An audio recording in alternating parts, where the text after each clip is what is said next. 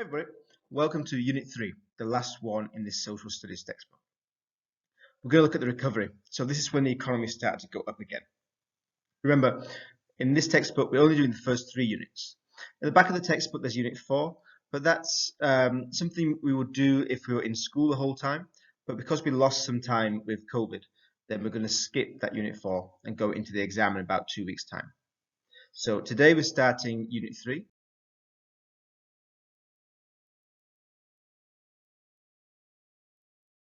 So, Unit 3. The people had had enough of President Hoover and his policy of rugged individualism. In the 1932 election campaign, F.D. Roosevelt, Franklin Delano Roosevelt, promised a New Deal for the American people. Now, I'll just give you a clue. You should be remembering Roosevelt's initials. He is Franklin Delano Roosevelt, F.D. Roosevelt. He promised a New Deal for the American people. A New Deal meant he would change the government policy. He would stop this idea of do it by yourself, and he would start to spend money. He would borrow money, he would tax the rich people, and he would give help to those that were poor. He would make sure that people had jobs. He would make sure that people had a home so that they could take care of their families. Now, in the 1928 election, Hoover had promised that the economic prosperity would continue, and the opposite had happened. And now many people had no home and no houses, no money. The USA, America, was in the midst of something means in the middle of. It was in the midst of depression. The policies of the government had not done enough to stop the depression. They'd only been helping a little bit with a few infrastructure projects, loans for the businesses that were struggling, and reduction of the income tax. These things didn't help those 15 million people that had no job. In 1932, Roosevelt offered this idea of change. Whereas Hoover said the depression was nearly over, the Americans should just wait a little bit longer, Roosevelt said, no, I will help you. If you vote for me, I will help you. So think about that. You go into the election and you have two parties. You have the Republican Party that says, wait just a little bit longer. And if you wait, you'll get wealthy again. And then you have the Democrat Party, led by Roosevelt, saying, if you vote for me, I'm going to give you jobs. I'm going to make sure you have homes. I will make sure that you have money so that you can feed your families. Who do you think is going to be more popular? Well, the answer is easy. Roosevelt. Roosevelt won in 42 out of the 48 states. This was the biggest ever victory up until that point. He was really popular with people from all. Now you notice it says 48 states. You might know, or you should know, I don't know, but you might know that today there are 50 states in America. But in 1932, there were only 48 states. The two that are missing are Alaska and Hawaii. Alaska and Hawaii were called territories. They didn't have their own government, they didn't have their own constitution, so they were not states of America. They were just American land, American territory. So at this point, you should pause the recording and copy down these ideas. Roosevelt offered a new way called the New Deal. He offered to help people if they elected him in 1932. In contrast, Hoover kept asking people just to wait a little bit longer. In 1932, the people chose Roosevelt as the next president. He won 42 out of the 48 states. We might call this a landslide, a huge election victory. Pause the recording now, copy down these ideas into your notebook.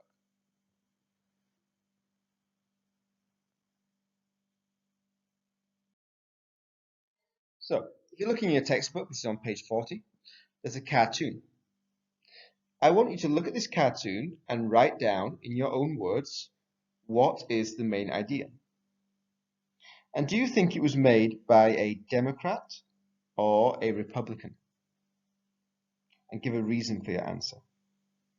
Pause the recording now and answer these two questions.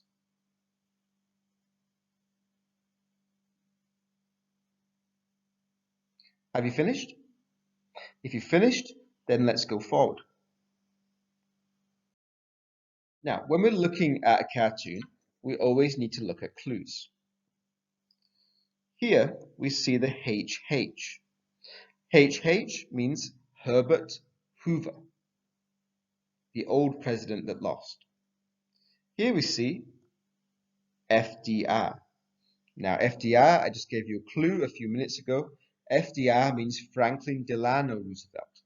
So the person here is Roosevelt, who won the election.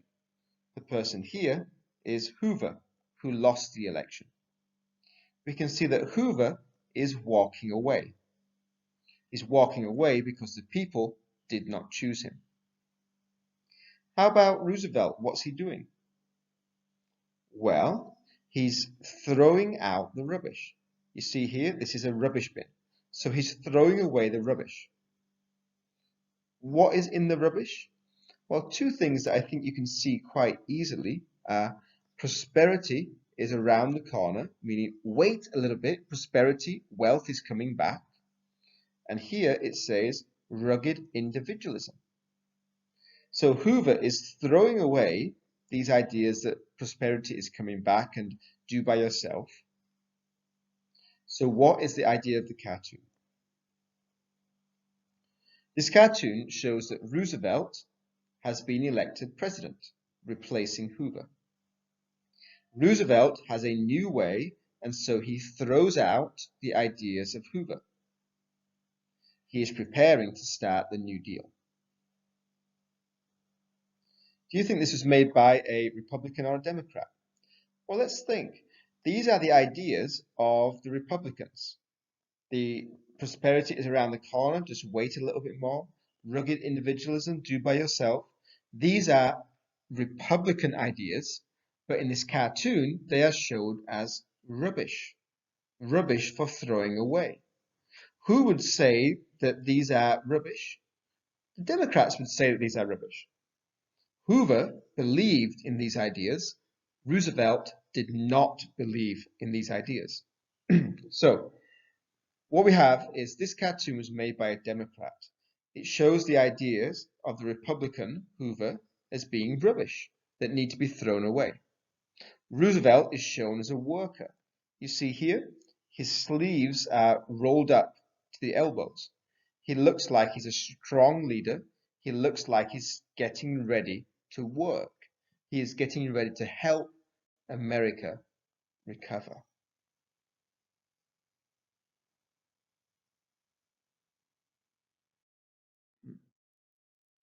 Now, the New Deal. The New Deal was centered around the cycle of prosperity. Remember, the cycle of prosperity means if people have more money, they want to buy more things. If they want to buy more things, then factories need to make more things. So then the factory needs to have more worker. So then the worker have more money. And so there's an increase in demand. So that was what the cycle of prosperity was. But Roosevelt realized that money was needed to start this cycle again. So Roosevelt outlined a number of specific agencies that would support groups of individuals and ensure that they had money to spend again. So we have an extra part added onto this. So the government gives money to people, so then there is an increased demand, so then the factories make more, there's more jobs, people have more money. But it starts with the government giving money. These agencies, these organizations that Roosevelt started, became known as the alphabet agencies. And they became known as the alphabet agencies because they all had very long names. Like the Agriculture Adjustment Agency is very long, and so they simplified it to the AAA. The Civilian Conservation Corps was simplified to the CCC. And as we go through the next few lessons, we'll be looking at many of these different organizations and seeing how they helped individual groups of people. At this point, copy this down. This is the cycle of recovery. Okay? The cycle of recovery. Very similar to the cycle of prosperity, but it starts with the government giving money. And here we can see this cycle of recovery. So these new agencies, these new organizations, were a drastic change to the old days of non-involvement. Remember, Hoover believed in rugged individualism, do by yourself. He did not believe in creating jobs for people or giving money to people. In order to be successful, Roosevelt needed to create a number of bodies, organizations, and distribute large sums of money. The Congress, the government, gave him the authority to do this when they voted to allow him special powers along the same lines that would be granted in times of war. Now, when you're at war, the government will give the president more power because decisions need to be made quickly. Congress, which was now controlled by the Democrats, believed that the president needed to have more power because he needed to make decisions very quickly so that people could start to get wealthy again, so that people could get their jobs, they could get homes, they could get food. In his first 100 days in office, Roosevelt acted quickly. He set up the agencies, and he also explained to the American people what he was doing. This is very important. Hoover, remember, always said to the American people, just wait, uncle. Recovery is coming soon. Wealth is coming soon. It's just around the corner. Just wait a little bit more. But Roosevelt was different. Roosevelt used the radio to reach a large audience of millions of Americans. In these fireside chats, he explained in simple terms why the US economy had fallen into depression and what he was planning to do to end it. It was called a fireside chat because this was like your poo-poo, your grandfather, sat beside the fire telling a story.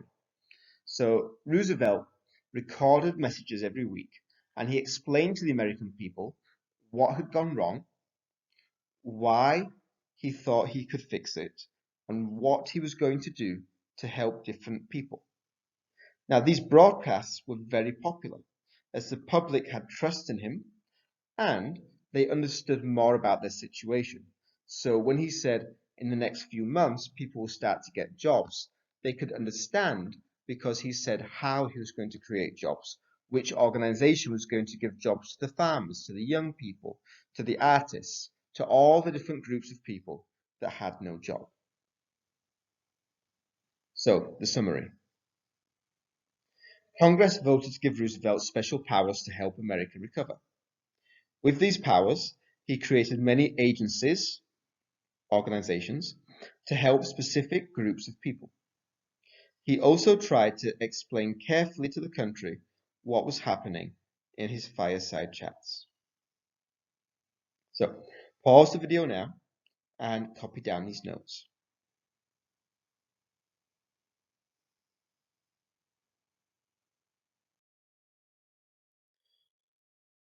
The banking crisis. During the Depression, people lost confidence in the banks. Remember, this was that run on the banks because people didn't know if the bank would open or not. They didn't know if their money would be lost or if it would be safe. Many people were rushing to the bank to try and take out all of their money. But this created a huge problem, a crisis for the banks, because the banks could not give all of the money back to the people that had put money into the bank. So they couldn't give to the people at the same time. So the banks were starting to close. 700 banks had closed down in 1929, and people were losing their money. In March 1933, Roosevelt introduced the Emergency Banking Act. All the banks were closed for 4 days. During this time, people from the government inspected the bank's accounts. Only those banks that were managed well were allowed to reopen. These banks were supported by government loans. So Roosevelt made a law that closed every bank in the country for 4 days. Then people from the government went to every bank and they looked at the management system. They looked at who they lent money to. They looked at how much money they had in their offices. They looked at how much had been lent, how much would not be paid back, how much the bank had lost. When the government took all of this information, they made a decision. They decided for each bank, was this a good bank or a bad bank? So, for example, in Myanmar, they'd be going to the Myanmar Bank, the Farmers Union Bank, the Myanmar Economic Bank, Kamboza, AYA, all of the banks in the country. They would be going to the head office and checking the accounts. Only those banks that were well managed, that had enough money, were allowed to reopen. And these banks could borrow money from the government to help them for the short term, for the next few months. And again, Roosevelt is explaining all of this in his fireside chat to the American people. So because people saw the government were inspecting the banks, and because they knew the government only allowed the good banks to reopen, people started to trust the banks again. And because people trusted the banks, they would put their money into the banks again. So the crisis for the banks was over. Now, here's the summary. One of the biggest problems was the lack of confidence in the banks. Roosevelt ordered all the banks to close. Then the government checked the accounts at each bank. Only the healthy banks were allowed to reopen. This gave people the confidence that they needed to use the banks again. Now, pause the recording, copy down the notes.